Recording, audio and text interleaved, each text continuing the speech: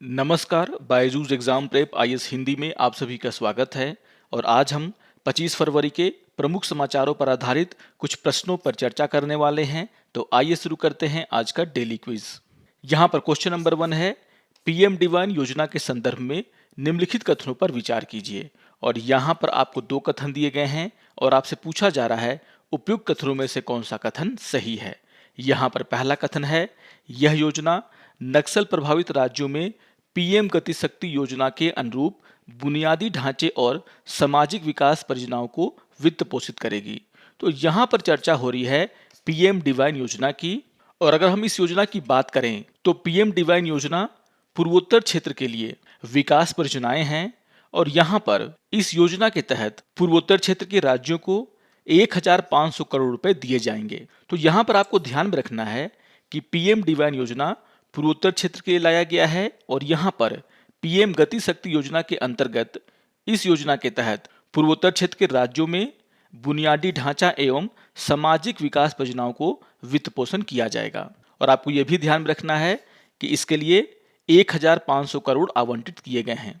और इसके आधार पर अगर देखा जाए तो यहाँ पर पहला कथन गलत हो जाता है। आइए देख लेते हैं दूसरे कथन को।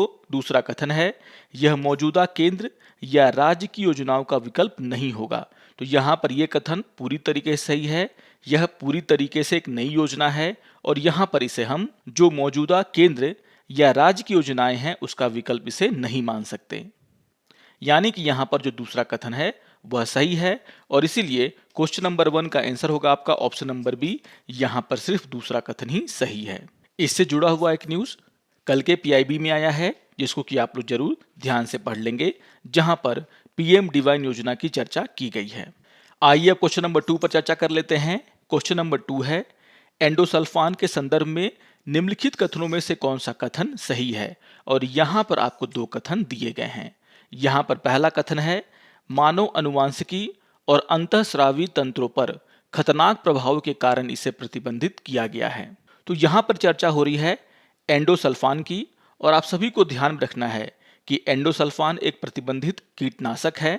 इसका उपयोग 1940 से 1960 के दौरान बड़े पैमाने पर कीटनाशक के रूप में किया जाता था और इसका उपयोग मच्छर नियंत्रण हेतु भी बड़े पैमाने पर दुनिया के सभी देशों में किया जाता था। लेकिन जब दुनिया के देशों को इस कीटनाशक के दुष्प्रभाव के बारे में पता चला और यहाँ पर जब यह जानकारी हुई कि इसका असर मानव अनुवांशिकी और अंतःस्रावी तंत्रों पर खतरनाक रूप से पड़ता है, तब जाकर के एंडोसल्फान को प्रतिबंधित कीटनाशक घोषित किया गया।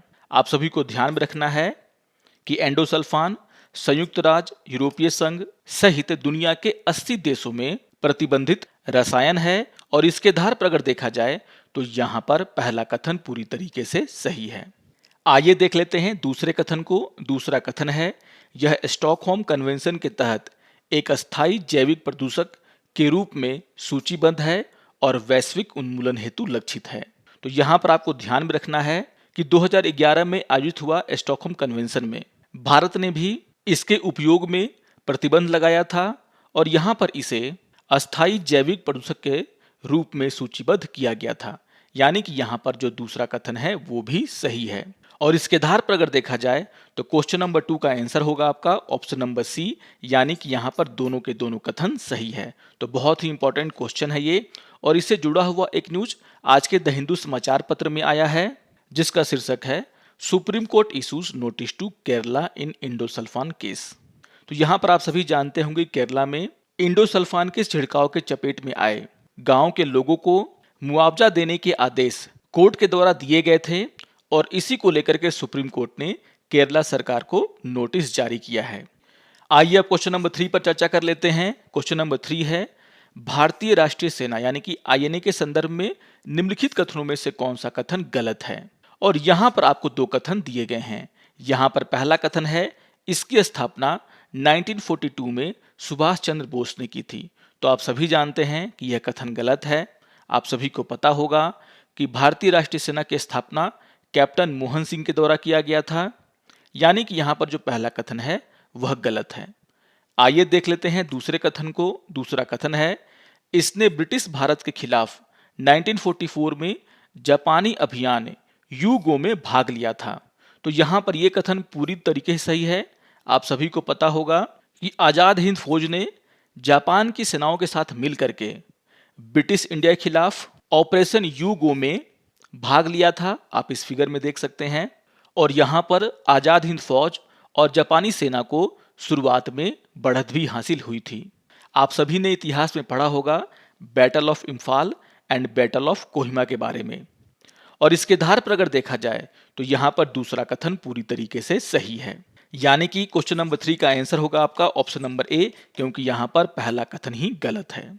तो इससे जुड़ा हुआ एक न्यूज आज के द हिंदू समाचार पत्र में आया है, जिसका शीर्षक है नेताजी मेमोरी फायर इलेक्शन जील इन मोइरंग।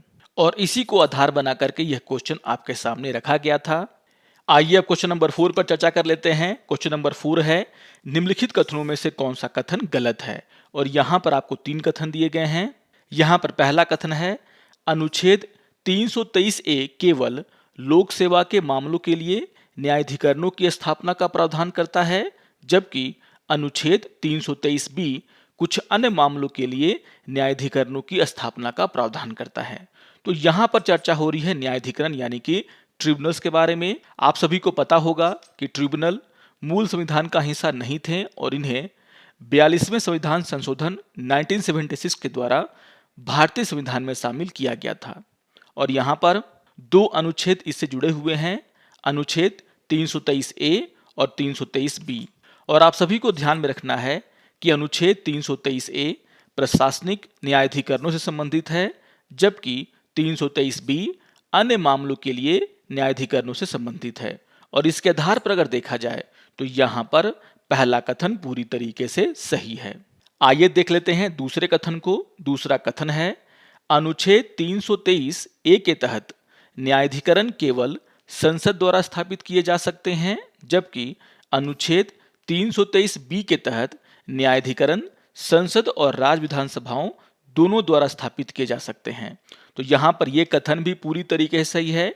आप सभी को ध्यान में रखना है कि अनुच्छेद 323A के तहत ट्रिब्यूनल्स केवल संसद द्वारा ही स्थापित किए जा सकते हैं, जबकि 323B ये कहता है कि ट्रिब्यूनल्स संसद और राज्य विधानसभाओं दोनों द्वारा उनकी विधायी क्षमता के भीतर आने वाले मामलों के संबंध में स्थापित किए जा सकते हैं। तो यहाँ पर आपको ध्यान में रखना है कि अनुच्छेद 323B के तहत संसद और राज्य विधानसभाएं दोनों ट्रिब्यूनल्स बना सकती हैं। और इसके आधार पर अगर देखा जाए तो यहाँ पर दूसरा कथन पूरी तरीके से सही है। आइए देख लेते हैं तीसरे कथन को। तीसरा कथन है अनुच्छेद 323A के तहत केंद्र के लिए केवल एक और प्रत्येक राज्य या दो से अधिक राज्यों के लिए एक न्यायाधिकरण स्थापित किया जा सकता है, लेकिन न्यायाधिकरण के पदानुक्रम का कोई उल्लेख नहीं है, जबकि अनुच्छेद 323B के तहत न्यायाधिकरण के पदानुक्रम का उल्लेख है।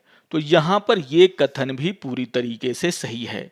आप सभी को ध्यान में रखना है कि अनुच्छेद 323A के तहत केंद्र के लिए केवल एक और यहाँ पर प्रत्येक राज्य या अगर दो से अधिक राज्य मिल करके एक ट्रिब्यूनल बनाना चाहते हैं तो यहाँ पर इसका भी प्रावधान किया गया है।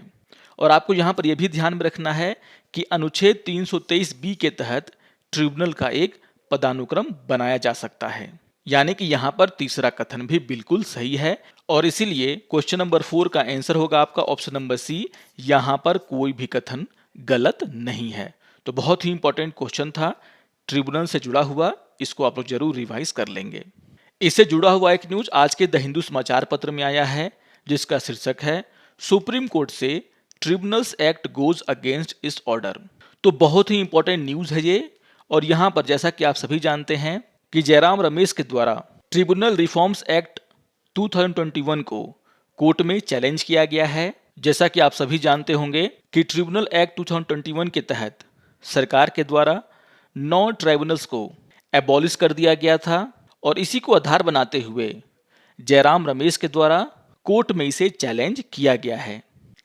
आइए अब एक प्रीवियस ईयर क्वेश्चन पे चर्चा कर लेते हैं और यह क्वेश्चन 2021 में पूछा गया था। क्वेश्चन नंबर 5 है निम्नलिखित में से कौन सी फसल न्यूनतम जल दक्ष फसल है। और यहाँ पर आपको 4 ऑप्शन दिए गए हैं, गन्ना, सूरजमुखी, बाजरा और अरहर।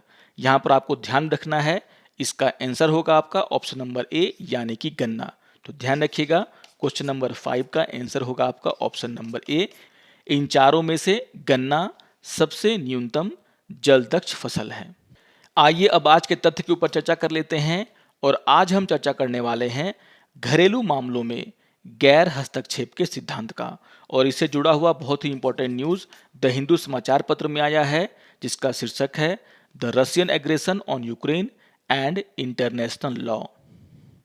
जैसा कि आप सभी जानते हैं कि रूस के द्वारा यूक्रेन पर हमला किया गया है और इसी को देखते हुए यहाँ पर यह कहा गया है कि रूस के द्वारा जो यूक्रेन पर हमला किया गया है वह घरेलू मामलों में गैर हस्तक्षेप के सिद्धांत का उल्लंघन है।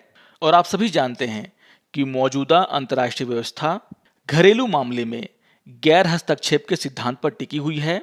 घरेलू मामले में गैर हस्तक्षेप के सिद्धांत का मतलब ये होता है कि कोई भी देश किसी दूसरे देश के क्षेत्रीय अखंडता या राजनीतिक स्वतंत्रता के खिलाफ बल प्रयोग करने या बल प्रयोग करने की धमकी देने से परहेज करेगा। और आपको ध्यान में रखना है कि यह सिद्धांत संयुक्त राष्ट्र चार्टर के अनुच्छेद 2 के चौथे भाग में दिया गया है। तो यहाँ पर आपको ध्यान रखना है कि जो अंतर्राष्ट्रीय व्यवस्था है उसमें यह कहा गया है कि कोई भी देश किसी दूसरे देश के घरेलू मामलों में दखल अंदाजी नहीं करेगा, खास करके बल प्रयोग तो बिल्कुल भी नहीं करेगा। और यहाँ पर रूस के द्वारा यूक्रेन पर जो हमला किया गया है वह कहीं ना कहीं यूक्रेन के क्षेत्रीय अखंडता या फिर उसके राजनीतिक स्वतंत्रता के खिलाफ बल प्रयोग का मामला है, यानी कि रूस ने अंतर्राष्ट्रीय व्यवस्था का उल्लंघन किया है। यहाँ पर आक्रामकता को लेकर के भी चर्चा की गई है और कहा गया है कि संयुक्त राष्ट्र महासभा के प्रस्ताव 3314 जो कि 1974 में लाया गया था, उसमें आक्रामकता को भी डिफाइन किया गया है, जिसमें यह कहा गया है कि अगर एक देश दूसरे देश की संप्रभुता, क्षेत्रीय अखंडता या राजनीतिक स्वतंत्रता के खिलाफ सशस्त्र बलों का उपयोग करता है तो उसे आक्रामकता माना जाएगा। यहाँ पर यह भी कहा गया है कि रूस ने संयुक्त राष्ट्र चार्टर के अनुच्छेद 2 के तीसरे भाग का भी उल्लंघन किया है, जिसमें यह कहा गया है कि सभी देशों को अंतर्राष्ट्रीय शांति और सुरक्षा बनाए रखने के लिए शांतिपूर्ण तरीकों से अपने विवादों को निपटाने की आवश्यकता है। तो यहाँ पर यह बताने का प्रयास किया गया है कि रूस के द्वारा जो यूक्रेन पर हमला किया गया है वह सभी अंतर्राष्ट्रीय व्यवस्थाओं का उल्लंघन है। और यहाँ पर आपको यह भी ध्यान में रखना है कि यूक्रेन को अंतर्राष्ट्रीय कानून के तहत अपनी आत्मरक्षा का भी अधिकार है। आपको ध्यान रखना है कि संयुक्त राष्ट्र चार्टर का अनुच्छेद 51 ये कहता है कि अगर किसी भी देश के द्वारा किसी दूसरे देश पर हमला किया जाता है तो यहाँ पर उस देश को अपनी आत्मरक्षा करने का अधिकार है, जब तक कि सुरक्षा परिषद अंतर्राष्ट्रीय शांति और सुरक्षा सुनिश्चित करने के लिए कोई कदम नहीं उठाती। तो यहाँ पर यूक्रेन को भी अपनी आत्मरक्षा करने का अधिकार है। तो कुछ बहुत ही महत्वपूर्ण जानकारियां हैं इस न्यूज़ में, जिसको कि आप लोग जरूर नोट डाउन कर लेंगे। आशा करता हूं कि आपको आज का ये डेली क्विज पसंद आया होगा। सारे क्वेश्चंस बहुत ही महत्वपूर्ण हैं, इन सभी को आप रिवाइज कर लेंगे। और अगर आपको ये वीडियो अच्छा लगे तो आप जरूर इसे लाइक करें, शेयर करें और दूसरों को भी सब्सक्राइब करने के लिए प्रेरित करें। तो मिलते हैं डेली क्विज के अगले अंक में, तब तक के लिए नमस्कार और धन्यवाद।